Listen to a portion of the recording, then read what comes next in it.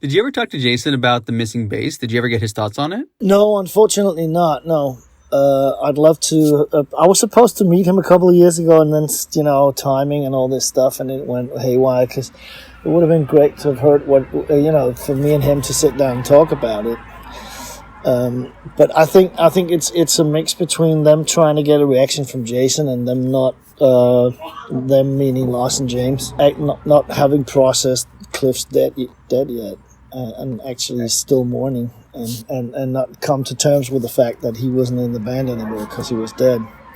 So yeah, but I don't know. I mean, you're gonna have to talk to the guys about that. But that's my guessing. Jason actually, because we got into a bit of a time trouble, so he actually recorded the basses at night while we were sleeping with the assistant engineer Toby. And we would like before we start, we'd say, you do this and that, just play through with him a couple of times, and he would like kind of perfect that during the night. So the bass tracks on Injustice for All are actually really, really, really good, though nobody ever heard them except me, Jason, and a couple of other guys. And then we come in the morning and check it out, and everybody was really happy. So there you go. But it was slightly different because he was new, and also because he was so much a fan. Were you surprised with how in the final mix the bass essentially isn't there? Oh yeah, I was like, what the? I'm like, okay, that's the way to do it, but I think some of my rough mixes are actually better than that. But I mean, buy the huge. The anniversary box, the big with the vinyls and stuff. There's one full CD of my rough mixes. That sounds pretty good. But yeah, I mean, it's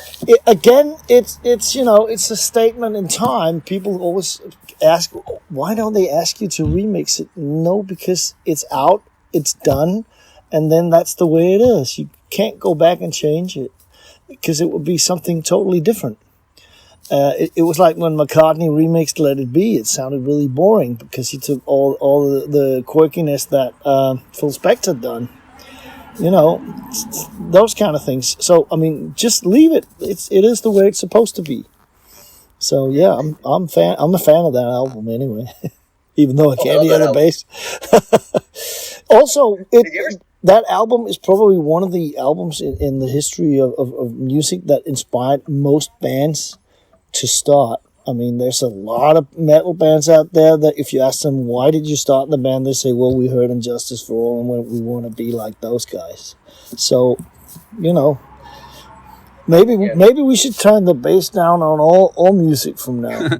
One thing I've never really understood about the whole situation is that even if you're looking to haze Jason for whatever reason, by removing the bass, the whole album suffers to a certain extent, unless, of course, the band felt it sounded better without the bass. They probably thought that the bass was going to be like, the low end of the guitar riff, which is basically what it is now. I'm pretty sure if you had the mix up and you like turned the bass off, you would hear the difference.